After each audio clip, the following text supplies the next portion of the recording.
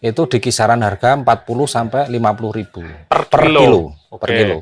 Kalau ikan gabus yang hidup itu di pasaran ya sekitar 65 sampai 70.000. Kalau sekarang harga di pasaran segitu, coba kita bandingkan coba komoditas ikan air tawar apa yang harganya bisa menyeimbangi gabus. Sebagus ikan gabus. Ya.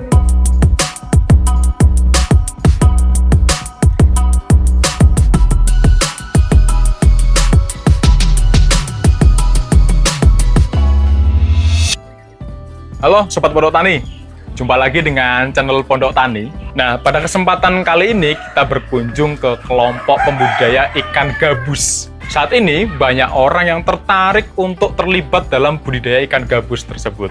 Nah, hari ini kita akan berbincang dengan salah satu pengurus di kelompok budidaya ikan gabus di Dusun Daren ini dengan Pak Doni. Pak Doni, mungkin bisa diceritakan ini Pak ke teman-teman. Awal mulanya dulu tertarik dengan ikan gabus itu kenapa, Pak? Pertama, waktu itu kan karena dampak pandemi sebetulnya di awal itu. Karena teman-teman di sini, teman-teman di satu lingkungan ini itu banyak yang terdampak pandemi waktu itu, Mas. Pertimbangan pertama, waktu itu kita optionnya ada dua, antara lele atau gabus. Nah, kenapa lele atau gabus? Karena sumber daya air di lingkungan kami kan nggak banyak. Terbatas ya? Terbatas, nggak ada aliran sungai yang masuk ke sini. Nah, option kita antara dua itu. Nah, terus option pertama lele. Nah, kalau lele itu menurut pengamatan kami, Mas, di kolam itu kan kadang menimbulkan aroma yang nggak sedap, nih. Bau airnya. Bau itu. Nah, itu nanti daripada jadi semacam kritikan dari masyarakat sini karena kita hidup seperti itu. Nah, kita mencoba option yang kedua yaitu ikan gabus. Nah, kita waktu itu sebelum terbentuk kelompok ini, saya dan beberapa teman mencoba untuk belajar di berbagai daerah, Mas. Ada kita pertama di Wates Kulon Progo, di Purworejo, kalau di timur sana di daerah Sukoharjo Solo itu kan sumber-sumber ikan gabus di Jawa Tengah. Nah, terus kita kunjungi, kita ngangsu kawruh lah dalam artian waktu itu. Nah, terus kita coba mempraktekkan, Mas. Kita mencoba mempraktekkan.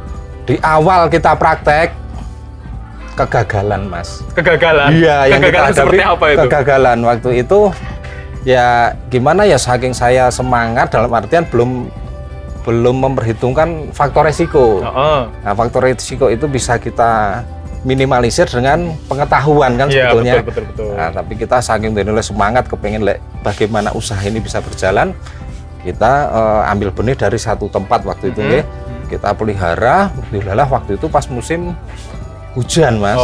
Nah, terus banyak kematian, ribuan kita waktu itu kematian benih itu karena ya minim pengetahuan, terus teknik bagaimana cara budidaya yang benar kita waktu itu belum menguasai. Nah, dengan itu kita jadikan pelajaran.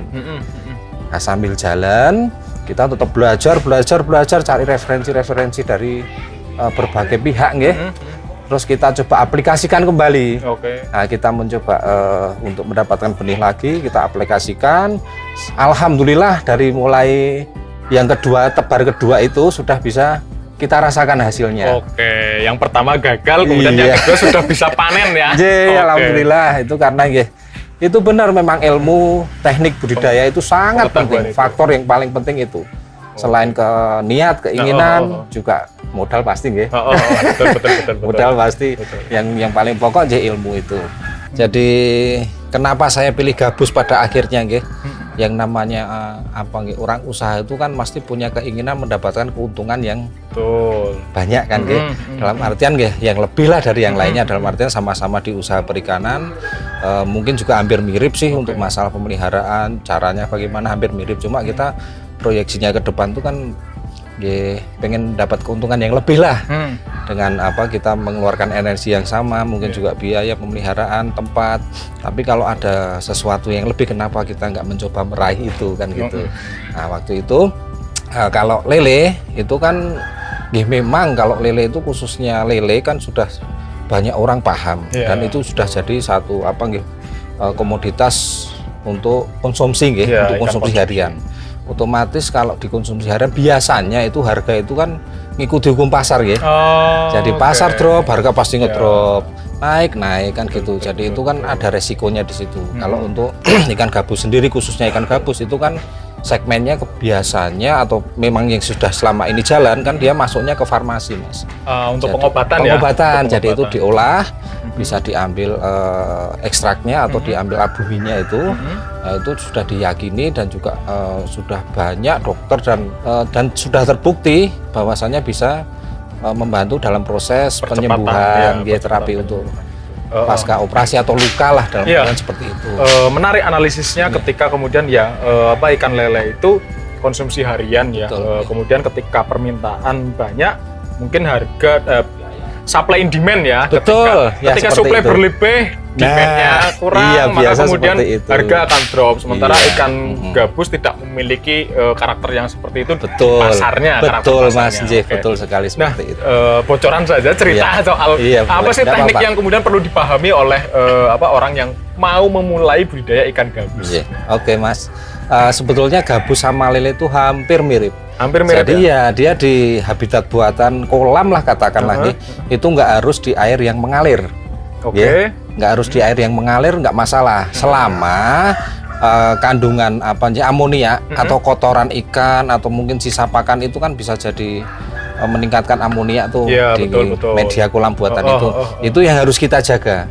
Sebetulnya kunci yang paling pokok dalam budidaya ikan gabus itu bagaimana kita bisa mentreatment air, memahami air agar si ikan itu bisa betah dan dia bertumbuh sesuai dengan apa yang kita targetkan atau yang kita inginkan gitu. Kalau lele dia bisa, Mas, di habitat buatan yang amoniaknya tinggi. Biasanya kalau kolam itu kadar amoniaknya tinggi kan mesti menyebabkan bau yang kurang sedap. Nah, terus kita mencoba di gabus itu dan ternyata tidak begitu menimbulkan polusi lah dalam artian mengganggu lingkungan sekitar itu alhamdulillah enggak. Karena ada treatment air itu ya untuk meminimalisir amoniaknya. Iya, betul.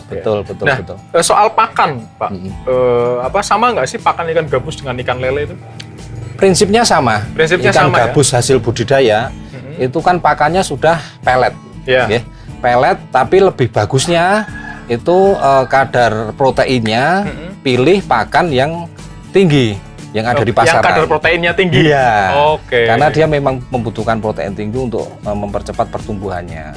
Nah, dan ikan gabus itu untuk pola pemberian pakan enggak dalam artian harus pelet itu enggak sih. Pelet juga enggak masalah, itu kita cuma ambil amannya karena pelet mudah kita dapat. Nah, itu bisa ketersediaan gampang di pasaran. Kalau memang memungkinkan untuk bisa menekan pertumbuhan atau mempercepat pertumbuhan itu kita kasih extra fooding, Mas.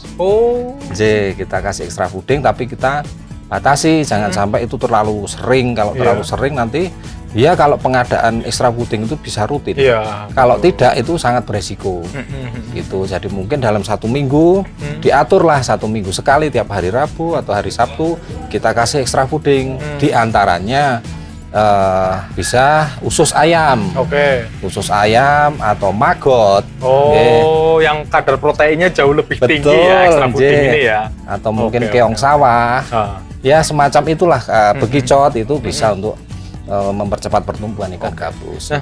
Teman-teman di sini kan kemudian ada yang terlibat dalam proses pembibitan, kemudian ada yang terlibat dalam pembesaran. Nah, tadi sebelum kita memulai video ini kan sempat diskusi dengan Pak Doni juga. Kalau untuk pemula lebih baik pada pembesaran dulu, kan sempat disimpulkan seperti itu karena ini akan memudahkan belajar cara merawat, mengenali ikan gabus. Nah, kalau untuk memulai budidaya pada pembesaran, bibit yang ideal, misalkan saya sebagai pemula kepengen mencoba budidaya ikan gabus ini, bibit yang ideal untuk awal saya pelihara itu bibit usia berapa? Kalau untuk bibit ideal tebar benih ya, Mas. Jadi mungkin kalau terlalu kecil juga rentan penyakit dan mungkin untuk pemula bisa sering terjadi masalah di situ. Kalau saya biasanya bibit yang saya keluarkan dari kelompok kami ini, budidaya kelompok kami di ukuran 5-6-7 cm. 5-6-7. Dan sudah dijamin itu sudah mau makan pelet. Itu usia berapa bulan? Kurang lebih kalau kita bisa 2 bulan maksimal sudah bisa mencapai usia tebar. Dari tebar benih sampai konsumsi itu minimal kan bobot ikan itu per ekornya 2 on. per ekor 2 on. Per ekor 2 on atau 1 kilo isi 5. 1 kilo isi 5 itu kita butuh waktu kalau full pelet itu biasanya sekitar 6 bulan lah. Range waktu 6 bulan itu kita sudah bisa mendapatkan hasil panenan dari budidaya pembesaran kita. Nah, itu full pelet nggih. Kalau kita rajin memberikan extra fooding maksimal 2 kali seminggu saja sudah maksimal nggih, minimal 1 kali. Itu bisa lebih mempercepat. Paling enggak 5 bulan kita sudah bisa mendapatkan ikan gabus yang 1 ekornya 2 on. Dan itu nanti kalau untuk pemberian extra fooding biasa kita lakukan setelah ikan itu usia 3 bulan up. Di masuk usia remaja itu. Nah, itu baru kita mulai kasih makanan extra fooding itu. Nah, gitu. Kalau mau memulai kisaran berapa ribu ekor sih untuk awal, misalkan saya kepengen mencoba gitu, yang potensi secara usaha ya, ketika ngomongin ini sebagai sebuah budidaya ini kan sebagai sebuah usaha gitu. Berapa ribu yang bisa dicoba untuk awal ketika orang mau memulai budidaya ikan gabus? Baik, kalau untuk masalah jumlah itu kadang kan orang itu menyesuaikan budget dan tempat nggih. Betul. Jadi kalau standar sesuai apa yang saya praktekkan selama ini, kita bisa memaksimalkan hasil panen kita. Ukuran per meter persegi kolam, saya maksimal tebar 70 ekor benih saja. 1 meter persegi. 1 meter persegi kolam. Idealnya adalah 70 ekor benih. Ya, nanti panjenengan kagungan kolam ukuran berapa tinggal dikalikan saja seperti itu. Karena gabus itu ya sedikit perbedaan dengan lele meskipun hampir sama. Kalau lele itu tebar padat bisa, Mas. Bisa maksimal bisa kayak cendol itu ya. Kalau gabus enggak mau. Jadi lebih bagus, lebih efektifnya kalau dia tebarnya jarang gitu loh, Mas. Jadi pertumbuhan bisa maksimal. Dia butuh ruang tumbuh yang lebih betul sekali. Ikan lele ya. Iya. Sebetulnya ditebar padat mau sih. Tapi pertumbuhan tidak maksimal. Tapi pertumbuhan tidak maksimal seperti itu. Karena ikan gabus itu begini, jadi kalau pemberian pakan itu kan polanya nggak kayak lele. Jadi kalau lele mungkin langsung banyak gitu nggak masalah, dia nanti jadi amonia juga nggak berpengaruh ke kesehatan ikan. Kalau gabus itu pemberian pakan memang kita batasi.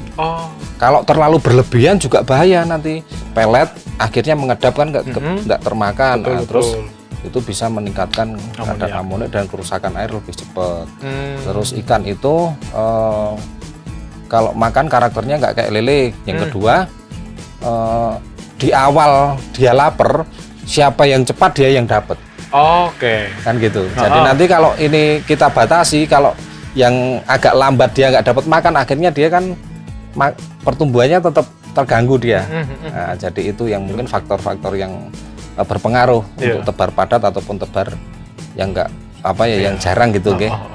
Berarti kalau dari awal saya simpulkan diskusi kita adalah yang pertama kemudian soal bagaimana kontrol air itu menjadi penting ya dalam betul sekali, ikan gabus, karena namanya orang budidaya ikan kan kenapa sebutnya aquacultur kan, adalah budidaya sebenarnya airnya yang paling utama. Yang utama kan seperti itu dibudidayakan, baru kemudian ikan apapun bisa hidup dengan baik di situ kan seperti itu. Satu adalah soal itu, kemudian soal ruang hidup, bagaimana 1 meter persegi idealnya adalah dia adalah 70 ekor gitu. Artinya kemudian ketika mau budidaya banyak, ya siapkan ruang hidup yang banyak juga kan seperti itu. Betul. Lalu terkait dengan untuk pemula, ketika mau memulai bibit maka ideal di ukuran 567 atau di usia 2 bulan ya. Yang ini kemudian ketika pemberian pakan kontinu selama 6 bulan dengan pelet, kita sudah bisa panen. Rata-rata 1 ekor adalah di 2 on. Tapi kemudian kalau ingin mendapatkan atau mempercepat pertumbuhannya, kita bisa memberikan makanan tambahan atau extra fooding. Ini induan ya, Pak? Ini kolam induan untuk karantina, Mas. Biasanya kan kita untuk mencetak satu indukan itu kan ada beberapa kriteria. Umur dan bobot itu biasanya kita pertimbangkan. Umur dan bobot. Kalau dia masih terlalu muda sebetulnya bisa sih dia mijah, Mas, tapi nanti hasil daripada anakannya biasanya kualitasnya kurang begitu bagus. Jadi kalau induan kita ini minimal usia produktif dengan bobot minimal 6 on lah per ekornya. Itu sesuai dengan apa yang sudah kita lakukan. bisa menghasilkan anakan-anakan yang berkualitas seperti itu. Ini kalau kemudian di indukan ini adalah ini jadi kolam untuk pemijahan ya. Betul. Lalu setelah ini nanti akan ada untuk anakannya yang gimana ini Pak? Nah, ini kolam pemijahan ini nggih. Kolam pemijahannya Iya. yang ini. Jadi kalau saya pakai metode satu kolam satu pasang indukan. Satu kolam satu pasang indukan. Jadi enggak saya koloni. Enggak saya koloni. Nah, ini indukan ini. Jadi satu pasang setelah dia bertelur atau mijah, biasanya dari bertelur sampai menetas jadi larva itu butuh waktu 2 hari. Dari bertelur sampai jadi larva dia butuh waktu 2 hari. Butuh waktu 2 hari. Nah, setelah itu kita diamkan dulu di situ, nanti menjadi burayak seperti ini nggih. Ini umur 5. Ini yang kecil-kecil ini ya? 5 harian lah. 5 hari. Nanti kalau saya biasanya di umur 1 minggu sudah saya angkat, Mas. Saya angkat, kita kasih kita taruh di kolam pendederan nggih. Pendederan ya. Pendederan. Nah, itu untuk makannya dalam saat kita tebar sampai dengan minimal 10 hari kita kasih kutu air, Mas. Kenapa kita kasih kutu air? Mungkin ada pembudidaya yang lain tuh langsung pakai cacing sutra. Iya, betul. Ternyata itu ada kendala. Cacing sutra dan kutu air tuh sama-sama mempunyai nilai protein yang sama, hampir sama itu sebenarnya. Cuma di masalah pertumbuhan, Mas. Kalau kita main cacing sutra sampai di usia 10 hari itu, yang bisa kita dapatkan dari hasil itu, ukuran ikan itu dari burayak sampai ke rete, sampai ke rete sebelum benih sebelum siap tebar ya itu ya, bisa sejajar gitu loh. Serentak untuk pembesarannya itu bisa serempak gitu. Kalau yang cacing sutra kan kadang ada yang besar kecil, jadi ada yang dapat makan, ada yang enggak. Kalau kutu air kan semuanya bisa mengkonsumsi itu, dalam artian porsi makannya bisa sama gitu kan. Betul. Nah, nanti 1 minggu terus kita angkat ke kolam pendederan. Kolam pendederan kurang lebih contoh ini seperti ini. Ini cuma kolam yang sederhana nggih, karena kita kan ini di sekretariat nih hanya untuk sampel-sampel aja nih. Betul. Untuk edukasi tamu kalau ada yang rawuh ke sini. Lah, kolam pendederan seperti ini. Nah, ini contoh ikan-ikan ini. Nah, ini umur kurang lebih 1 bulan lebih 1 minggu lah ini. Nah, ini sudah kita latih dengan pelet. Nanti kalau ngelatih peletnya dari cacing sutra ke pelet itu kalau udah terlalu besar ya semakin sulit. Dia betul, untuk mengenali pelet dia itu. harus dibiasakan juga dengan konsumsi yang akan menjadi konsumsi hariannya dia. Betul. Iya. Nah, kalau setelah ini berarti untuk yang pembesaran kalau idealnya untuk kolam gabus sih sebetulnya nggak ada harus pakai terpal atau beton nggak. Di media apapun jadilah. Pakai UV bisa, pakai lebih mudah ya dia ya. Kolam terpal seperti ini bisa. Nah, ini ikan yang remaja nggih. Ini umur berapa ini, Pak? Ini kurang lebih 3 bulan ini. 3 bulan ya? 3 bulan full pelet. Ini 3 pelet bulan ya. Dari yang ukuran tadi 567 iya, ya? dari 567. 2 bulanan ya. Nah, ini kita kasih makan pelet tuh.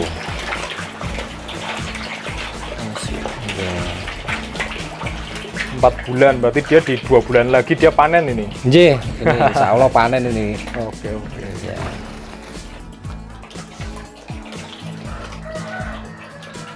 Ngasih makannya tuh dia sehari berapa kali, Pak? Minimal 2 kali sehari. Pagi sore. Kalau bisa 3 kali nggak masalah. Kalau di budidaya, kalau nggak dalam skala yang besar, kalau untuk pemula-pemula itu masih bisa lah disambil lah. Dalam artian untuk sampingan masih bisa. Orang berangkat kerja pagi sebelum berangkat kasih makan dulu, nanti pulang sore kerja, pulang kasih makan. Sama sekalian untuk hiburan di rumah ya, betul, Pak. seperti itu. Hiburan di rumah dapat hasil, iya, dapat untung. Seperti itu. Oke. Terakhir, Pak Doni. Oke. Ini kan ikan gabus nih banyak orang tertarik sebenarnya karena harganya mahal ya. Iya seperti itu. Sebetulnya kalau di pasaran itu harganya berapa sih ikan gabus? Kita berbicara di pasaran, tidak berbicara harga kelompok atau harga biar umum saja gitu. Kalau di pasaran mungkin juga bisa di cross check panjenengan semua nanti pemirsa yang mengetahui siaran ini, silakan cek di pasar. Dan saya sudah sering sekali saya mantau harga di pasar, Mas. Kalau ikan gabus itu kan ada yang mati fresh di pasar, mati fresh, ikan mati ya, ikan mati tapi fresh, masih layak konsumsi. Itu di kisaran harga 40 sampai 50.000 per kilo.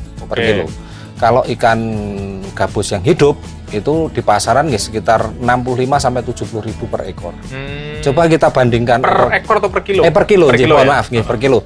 Kalau sekarang harga di pasaran segitu, coba kita bandingkan coba komoditas ikan air tawar apa yang harganya bisa menyeimbangi gabus. Sebagus ikan Nah, gabus, ya. itu makanya dari situ mungkin salah satu faktor saya tertarik di gabus ya karena itu. Oke. Yang namanya usaha kan pengen mendapatkan profit yang lebih Betul, kan betul. gitu seperti itu. Artinya repotnya sama, waktunya sama, Betul sekali, nunggunya investasi biaya investasi waktu, tapi hasilnya bisa jauh lebih Nah, seperti besar. itu. Nggih, harapannya seperti itu. Oke, Tapi yang oke. namanya rezeki kan Gusti Allah ya yang Ya, mengatur. betul.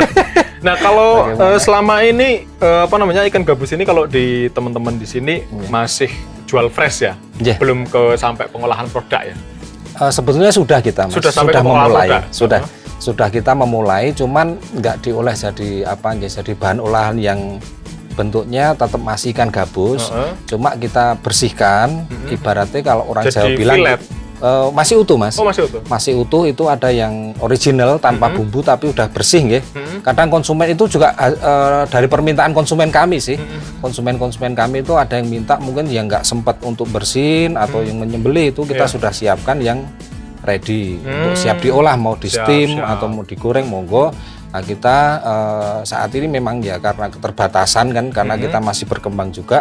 Kita menyediakan dalam bentuk kemasan 1 kilo, ada setengah kilo itu yang sudah berbumbu marinasi maupun yang original. Untuk saat ini seperti Oke, itu. artinya sudah dalam bentuk ikan siap masak. Siap masak. Siap masak. Nggih, Jadi nggih. orang tidak perlu lagi repot bersihkan, bumbuni. Iya betul. Tinggal pesan dari sini kemudian sudah goreng langsung disajikan ya. Nggih, seperti Wah, itu. menarik ini. Nggih. Dan mudah-mudahan ke depan produk-produk lain bisa terus Amin, berkembang ya Pak nggih, Doni, dan itu harapan kami, komitmen teman-teman di sini terkait dengan budaya ikan gabus juga semakin maju, semakin banyak orang Amin, nggih, terlibat. amin, kayak amin. gini. Dan, Terima kasih. Nggih, nggih. teman-teman yang tertarik dengan budidaya ikan gabus mungkin boleh ya Pak kalau mau main Boleh, di sini monggo, ya silahkan, terkait monggo. dengan budidaya nanti Nggih. bisa kontak ke Pondok Tani, nanti kita hubungkan dengan kelompoknya Pak Doni ini. Nggih, Dan siap. kalau ada hal-hal yang perlu ditanyakan jangan sungkan untuk berkomentar, kami akan mencoba menjawab sebisanya berdasarkan kapasitas juga yang disampaikan dari Pak Doni selaku narasumber dalam video ini. Nah, kita akan jumpa lagi pada video berikutnya. Semoga pengetahuan yang disampaikan oleh Pak Doni bisa membawa manfaat dan sampai ketemu lagi di video berikutnya. Terima kasih. Salam. Nggih. Terima kasih Pak Doni. Nggih, terima kasih.